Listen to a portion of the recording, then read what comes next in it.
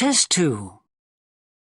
You will hear a number of different recordings and you will have to answer questions on what you hear.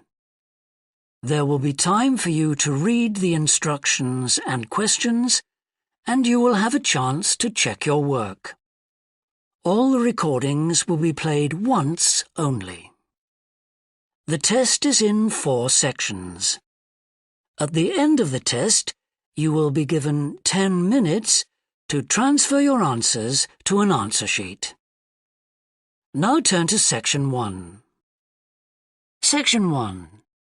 You will hear a man interviewing a woman in the street about her use of transport. First, you have some time to look at questions 1 to 5.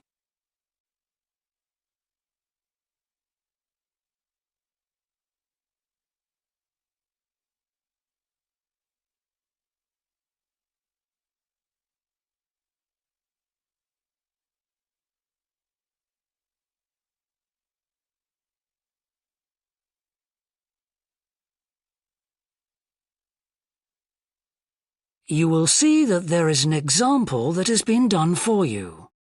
On this occasion only, the conversation relating to this will be played first. Excuse me? Yes? I wonder if you could spare a few minutes to do a survey on transport. It won't take long. No, that's fine. Oh, lovely. The survey is on behalf of the local council. They'd like to know about what transport you use and any suggestions for improvement. Can I start by asking you how you travelled to town today? Sure, I came on the bus.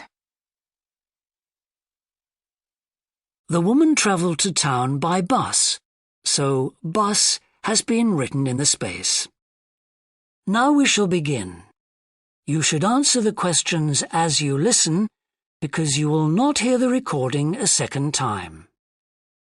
Listen carefully and answer questions 1 to 5.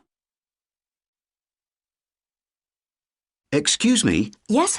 I wonder if you could spare a few minutes to do a survey on transport. It won't take long. No, that's fine. Oh, lovely. The survey is on behalf of the local council. They'd like to know about what transport you use and any suggestions for improvement. Can I start by asking you how you travelled to town today? Sure, I came on the bus. Great. Now, can I get a few details about yourself? OK. What's your name? It's Louisa. Yes. Hardy. Can you spell that, please? Yes, it's Hardie.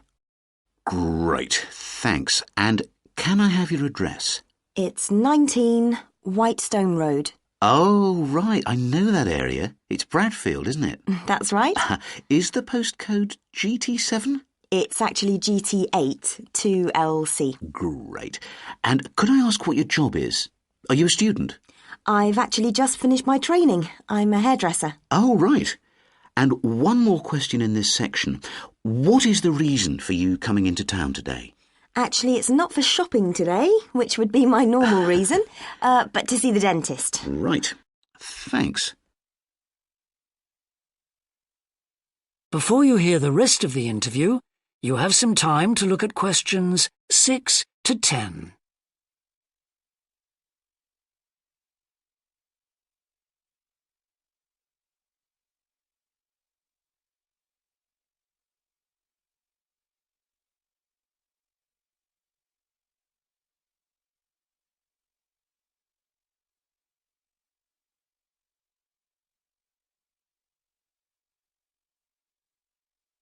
Now listen and answer questions 6 to 10. Now, in this last section, I'd like you to give us some ideas about the facilities and arrangements in the city for getting to and from work. Any suggestions you have for improvements? Well, something I've thought about for some time is that when I do walk and I'm doing a later shift, I think the lighting should be better. Yes, good point. And of course, I think it's a real shame they've been cutting down on the number of footpaths. They should have more of those. Then people would walk more. Yes, right. And I don't think there are enough trains. That's why I don't use them. You have to wait so long. Thanks. And finally, I'd like to ask your opinion on cycling. As you may know, there's a drive in the city to get more people to cycle to work. Right. But we realise that there are things which the council, but also employers, might do to help encourage workers to cycle to work. Yeah. Well, I have thought about it, and where I work, there are no safe places to leave your bikes. OK. And also, I'd have to cycle uphill, and on a hot day, I'd arrive at work pretty sweaty, so I think I'd need a shower somewhere at work. Right. And I suppose the last thing is that I wouldn't be all that confident about cycling on such busy roads. I think I'd like to see you offering training for that. You know, I'd feel a lot better about starting if that was the case. Well, that's very helpful. Thank you very much for your time. No problem. Bye. That is the end of section 1. You now have half a minute to check your answers.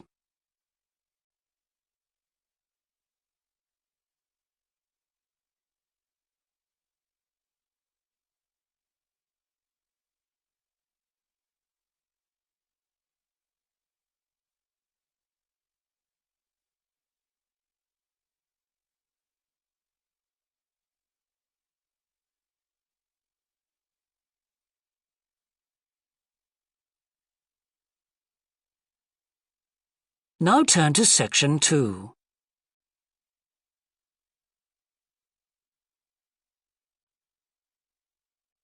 Section 2. You will hear a representative of a city council giving information about 2 new facilities which are opening soon in the city. First, you have some time to look at questions 11 to 14.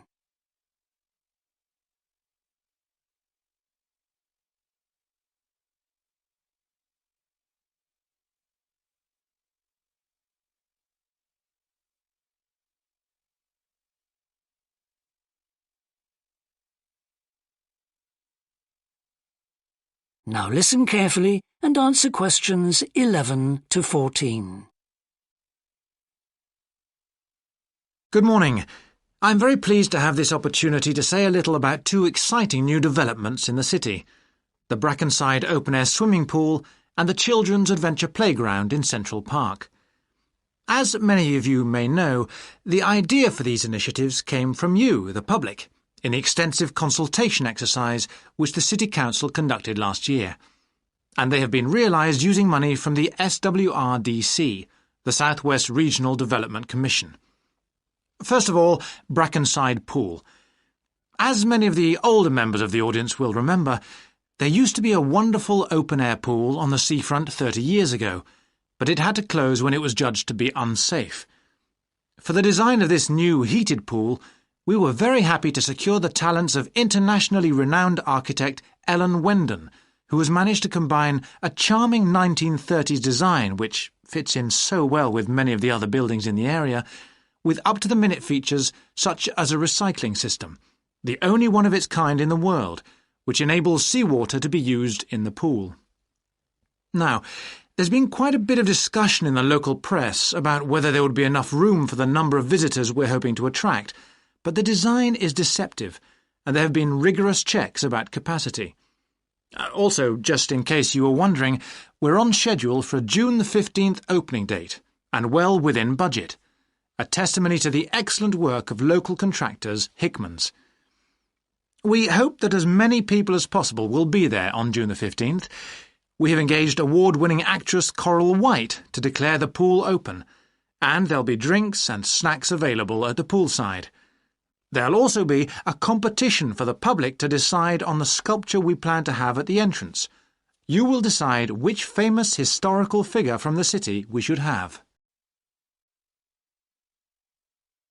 Before you hear the rest of the talk, you have some time to look at questions 15 to 20.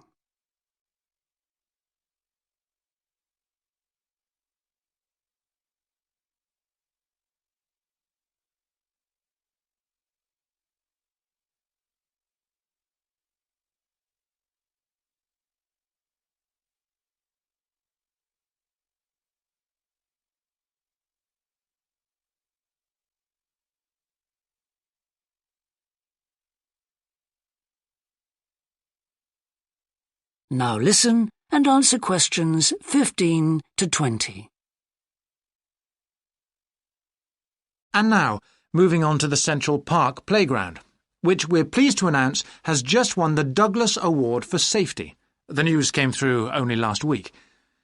The unique design is based on the concept of the global village, with the playground being divided into 6 areas showing different parts of the world, each with a representative feature.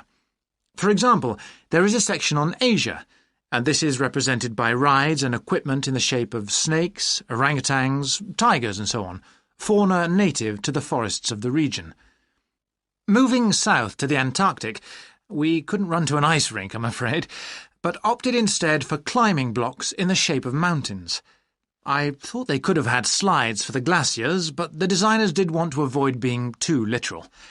Then on to South America, and here the theme is El Dorado, games replicating the search for mines full of precious stones. And then, moving up to North America, here there was considerable debate. I know the contribution of cinema and jazz was considered, but the designers finally opted for rockets and the International Space Station. Eastwards to Europe then, and perhaps the most traditional choice of all the areas, medieval castles and other fortifications. Then last but not least, moving south to Africa, and a whole set of wonderful mosaics and trails to represent the great rivers of this fascinating and varied continent. Now, the opening date for our global playground is the 10th of July, and again, we'd love to see you there. So, make a date and come and see this magnificent, original new amenity right in the heart of the city. That is the end of section 2. You now have half a minute to check your answers.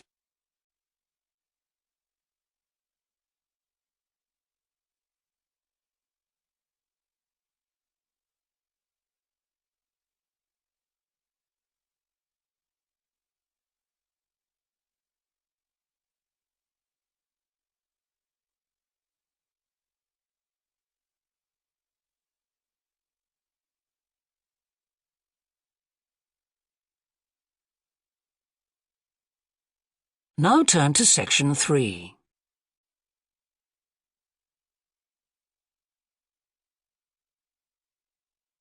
Section 3. You will hear 2 anthropology students called Victor and Olivia discussing their joint presentation about a Norwegian explorer called Thor Heyerdahl. First, you have some time to look at questions 21 to 24.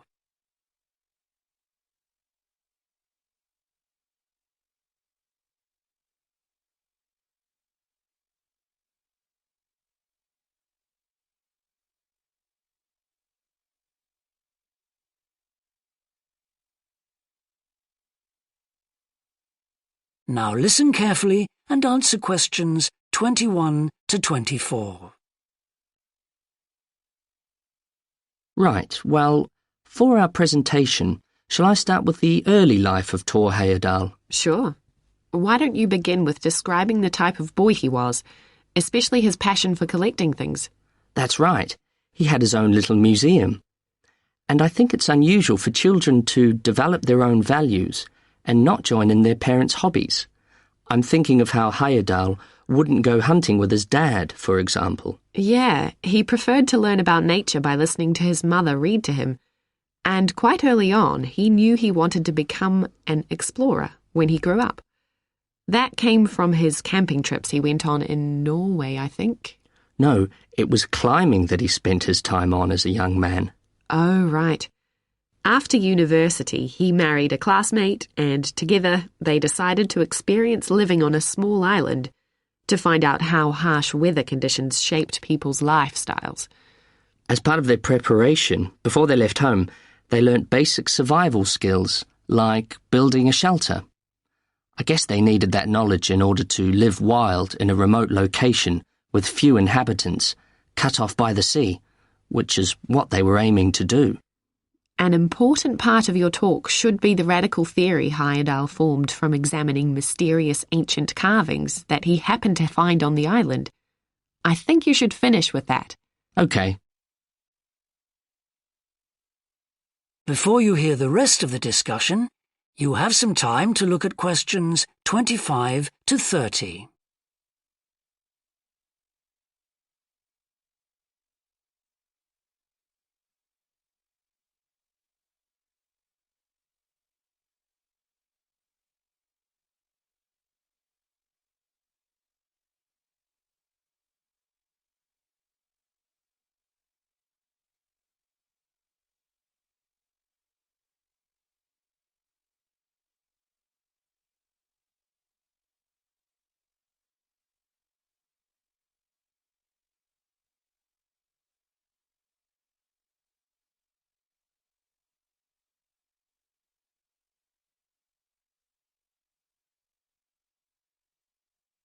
Now listen and answer questions 25 to 30. All right, Victor, so after your part, I'll talk about Tor Heyerdahl's adult life, continuing from the theory he had about Polynesian migration. Up until that time, of course, academics had believed that humans first migrated to the islands in Polynesia from Asia in the west. Yes, they thought that travel from the east was impossible because of the huge empty stretch of ocean that lies between the islands and the nearest inhabited land. Yes, but Heyerdahl spent ages studying the cloud movements, ocean currents, and wind patterns to find if it was actually possible. And another argument was that there was no tradition of large shipbuilding in the communities lying to the east of Polynesia.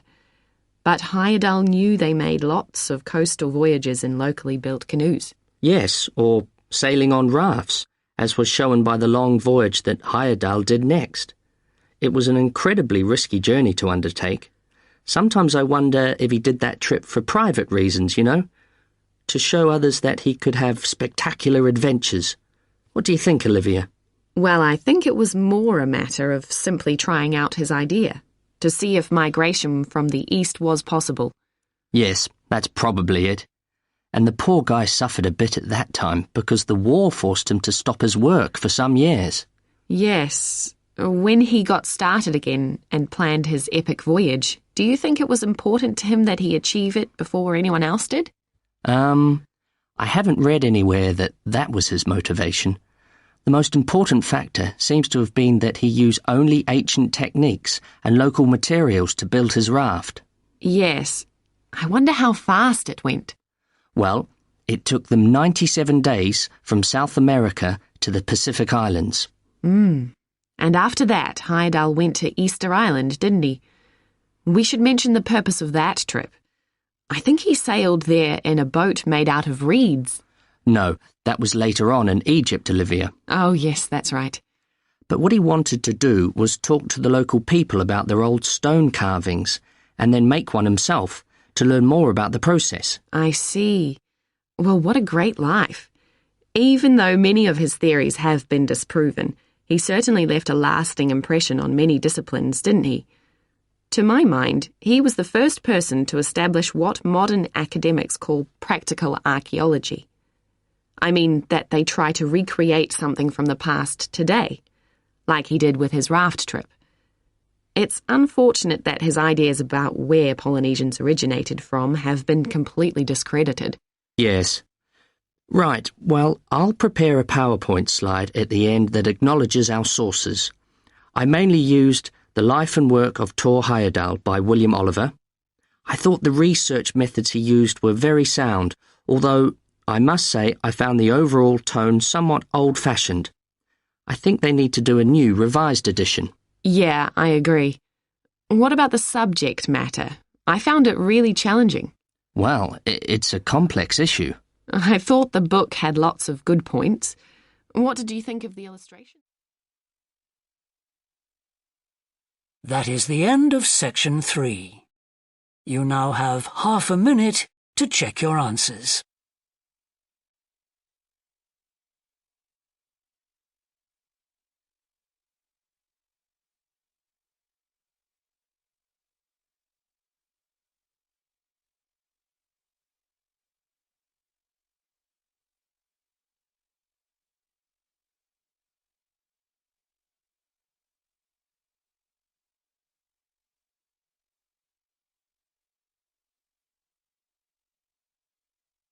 Now turn to Section 4.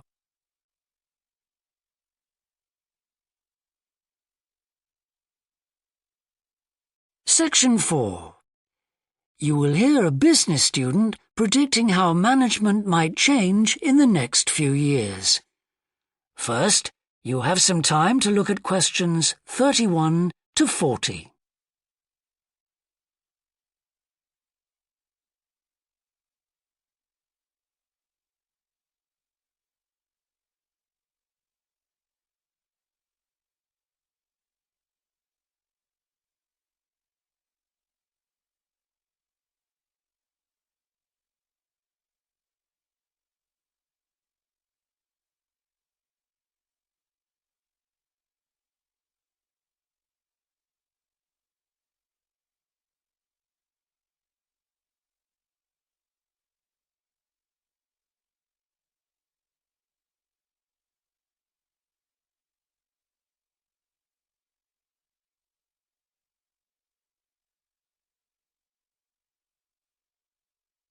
Now listen carefully and answer questions 31 to 40.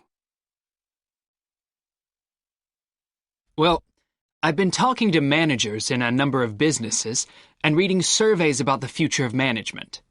And what I'm going to present in this seminar is a few ideas about how the activity is likely to change in the next 10 years. It isn't a scientific statistical analysis, just some ideas for us to discuss. One area I want to mention is business markets, and I'm sure a really significant development will be a major increase in competition, with companies from all around the world trying to sell similar products. Consumers will have much more choice. For instance, food products sold in Australia might be manufactured in the USA, China, Finland, and dozens of other countries. At the same time, mergers and takeovers mean that governments are actually losing power to major global corporations. We can probably all think of companies that exert a great deal of influence, which may be good for consumers. A third point I want to make about markets is that in the rapidly expanding economies, such as India, China, Brazil, and Russia, demand is growing very fast. This is putting pressure on resources all over the world. I think businesses are becoming more open to external influences. In particular, companies are consulting customers more and more before making their business decisions. Companies are finding out what they want and providing it, instead of making products and then trying to sell them, which is the model of years ago. Another influence is that concerns about the environment will force manufacturers to extend product life cycles to reduce the amount of pollution and waste. And, in some cases, regulation will need to be strengthened. Many societies are much more fluid and democratic, and the structure of companies is changing to reflect that. I think we're going to see a greater emphasis within companies on teams created with a specific project in mind. And when they're completed, the teams will be disbanded and new ones formed. More and more people see work as simply one part of their lifestyle, and not the most important one. And as the workforce is shrinking in some countries, businesses are having to compete for staff instead of being able to choose among a lot of applicants. Typical examples that will attract and retain staff are traditional ones like flexible hours and, something that has been made possible by advances in technology, remote working, with people based at their home, abroad, or almost anywhere they choose.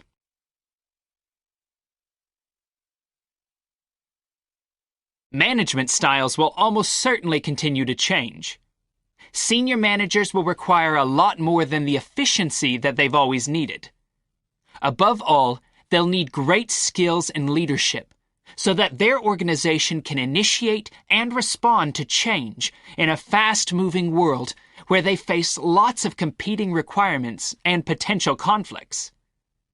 In most of the world, the senior managers of large businesses are mainly men in their 50s and 60s. The predominant style of management will almost certainly become more consultative and collaborative, caused, above all, by more women moving into senior management positions. Many of the changes are influenced by developments in the wider economy. The traditional emphasis of business was manufacturing, and of course the service sector is very important. But we shouldn't overlook the growing financial contribution of IP, that is, intellectual property. Some books and films generate enormous sums from the sale of related DVDs, music, games, clothes, and so on. Another point I'd like to make is that although I've been talking about companies, one trend that they have to face is the move away from people working for the same employer for years. Instead, more and more people are becoming self-employed to gain the freedom and control over their lives that they're unlikely to get from being employed. Okay, well, that's all I want to say, so let's open it up for discussion. That is the end of section 4. You now have half a minute to check your answers.